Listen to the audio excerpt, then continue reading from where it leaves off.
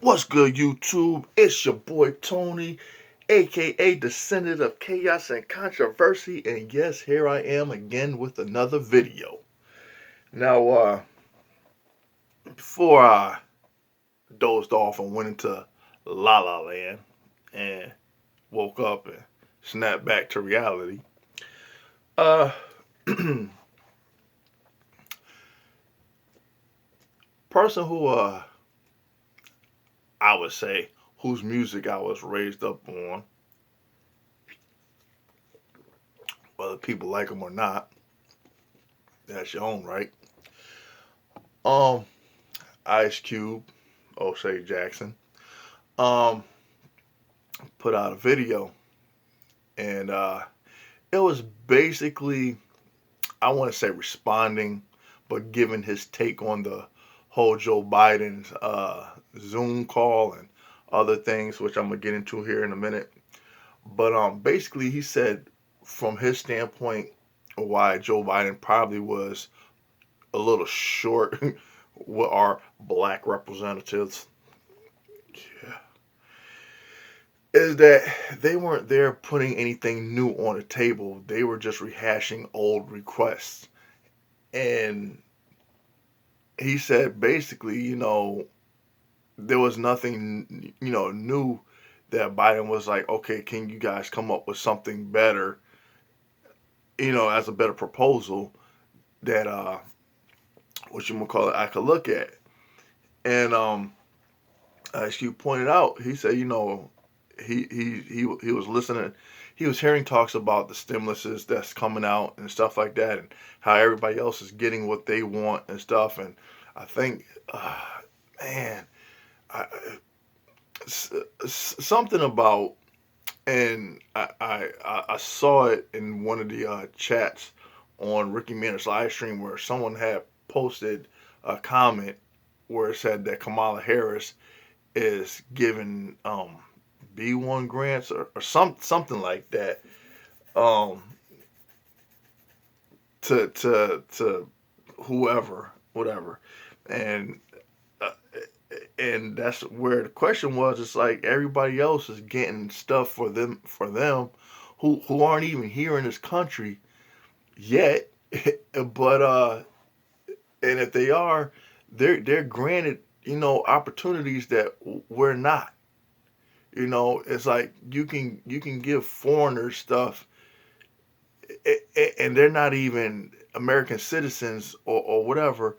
And this is part of the what I pointed out when it came to Trump going off about illegal immigrants and stuff like that, and his sole focus was on the Mexicans. And I said, okay, that's fine and dandy and stuff because I heard that rhetoric before when it came to that fear, that instilling the fear into people when it came to how they said when the slaves were freed. So the white people had to put the fear amongst everybody else to say, oh, these are savages. Oh, they're going to come rape your women and this and this and that, which led to examples of Emmett Till and stuff like that, and how it gave white people a pass to abuse and kill and torture and terrorize black people because of that fear that they instilled into the white Americans. Oh, now that you got these free savages running among you, watch out because this is. But who was really the savages? The white folks or the blacks? Because the ones that was acting aggressive and threatening and killing and stuff wasn't the black folks, it was the white folks. Now you fast forward in time, that same message was being presented, and people were and it was generalized. Now people want to say, well, he wasn't talking about the Mexicans, that he was talking about those that were the criminals and stuff. Well, he really didn't say that. He made a blanket statement like all illegal immigrants were rapists, killers, and criminals. He didn't narrow the margin down. So, but I'm kind of straying away from the point that I was trying to make. I said people focused on that and was so pissed. But like I said, you're pissed off at that rhetoric, and y'all, the little worm on the hook, and y'all fell for the bait. Um, but there's some of us who know where to focus that attention and energy on. It's these people who are in Congress, or these people in the Senate or whatever, that pass these laws and bills and stuff like that allow foreigners.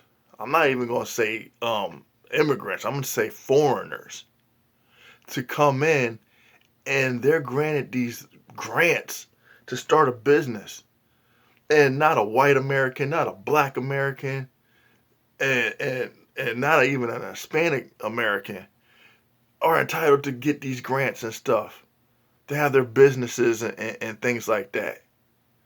But a foreigner could just come in, not even be born here, and I spoke on this before, and have tax-free money to start their own businesses and stuff. Which is why you see the Asians and the Indians and whoever come here and set up shop. And then and like I said, they don't put money back into the American society. 9 times out of 10, they send that money home if they choose not to stay here. But people be, what I'm saying, entertaining the wrong thing, and they are so easily distracted. But he was talking about the problem with the black community is the wealth gap. Go figure. Um, and he was talking about, where is the black bailout? Where is the black bailout for black businesses that are suffering during these times of the pandemic? And no, he wasn't, because I know people are going to jump on and immediately say, well, if there wasn't no looting and rioting, maybe their business. No, what about the businesses that hasn't been touched by the looting and the rioting? The businesses in the black community that have to close because they can't stay open because of these mandated shutdowns and lockdowns and stuff like that, like other businesses and stuff that where's their bailout to help them out? So when this pandemic is over and done with, they can resurface, reopen, and continue to function. Where's that at? Those that's an example of the tangibles that Ice Cube was trying to point out. It's like you got the black vote. Now where's the tangibles? You know, but like he said, they wasn't putting anything new on the table. They were just talking about police brutality and other things that we've all heard the jargon before. But he said that basically they go to these big corporate bailouts because is whoever has the better banking relationship, you know, and I may be jumping to the conclusion, but in regards to black folks, we need to have a better grip on our finances. We need to have a better understanding on how to utilize our finances. I mean, we know how to make money the wrong way, because that is forever ever thrown up in our faces about if there's a good percentage of us that's not legally employed, then people want to throw in our face about, well, you got all these dealers and stuff on the street. But so whatever our hustle is, we know how to make money. It's how we manage our money that's the problem. Where we invest our money is the problem. And this is the reason why we don't progress, and we remain stagnant. And we only have a few examples.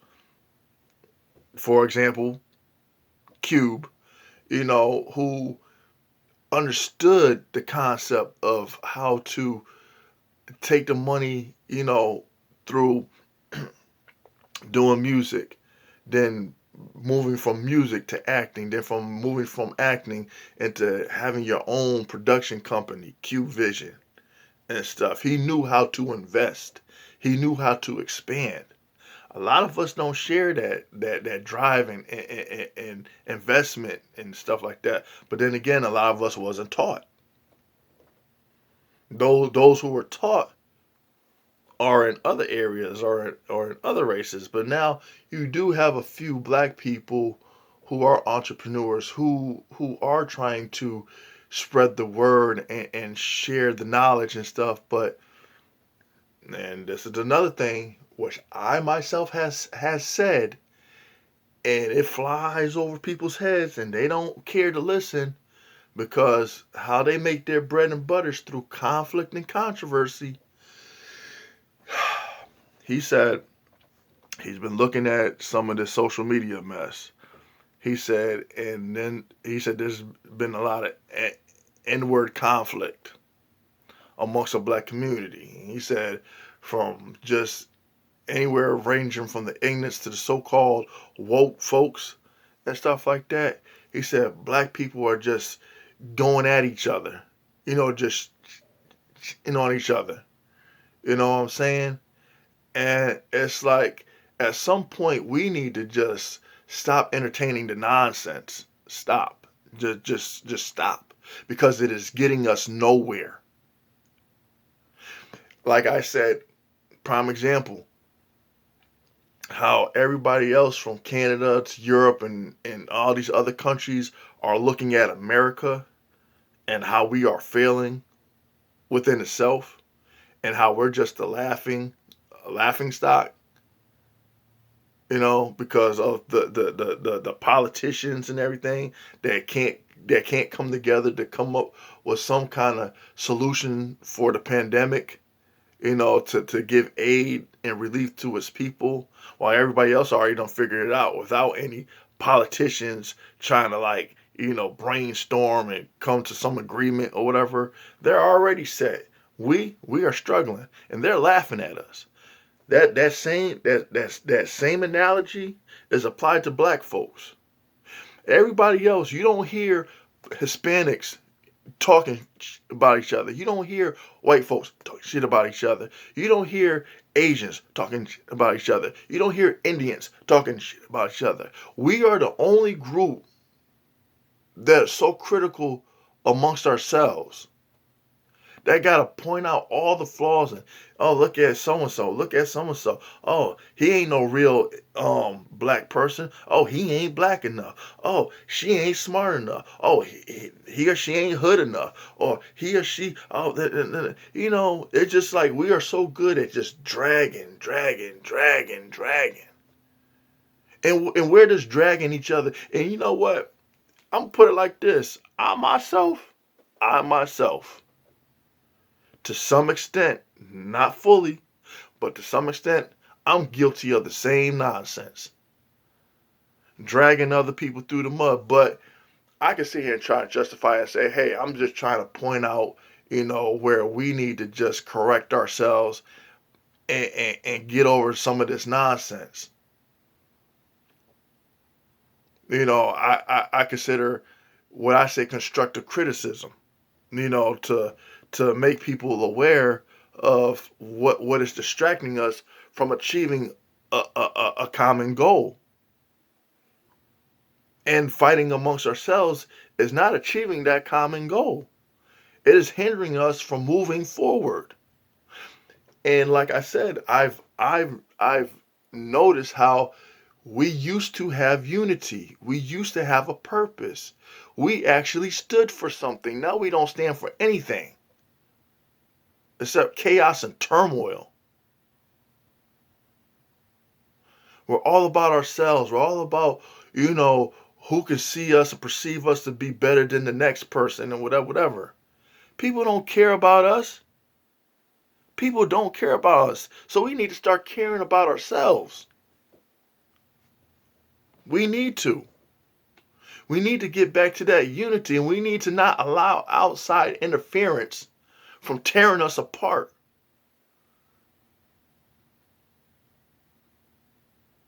We need to come back together. We need to shed our mindset of this ignorance that we continuously entertain.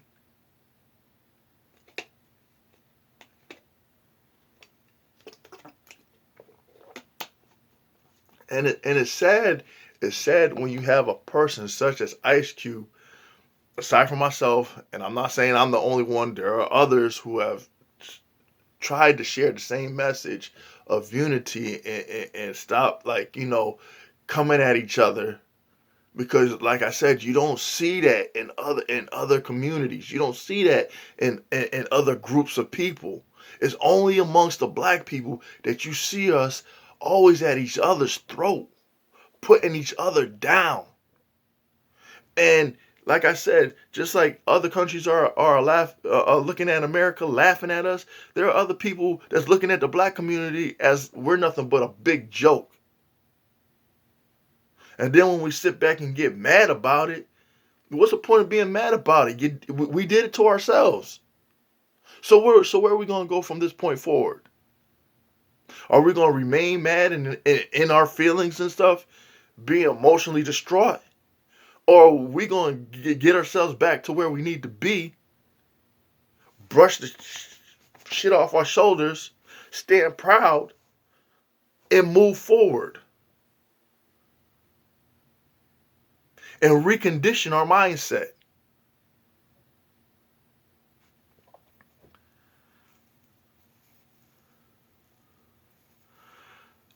He talked about how Joe Biden pointed out the wealth gap at a disproportionate rate, and it's true.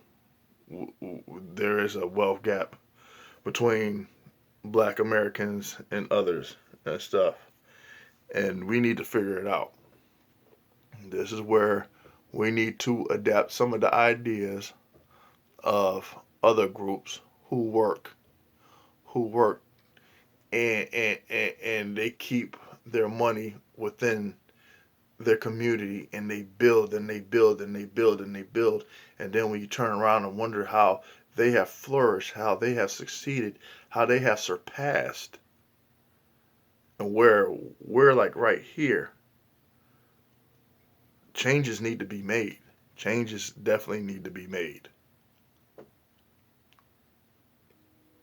It does.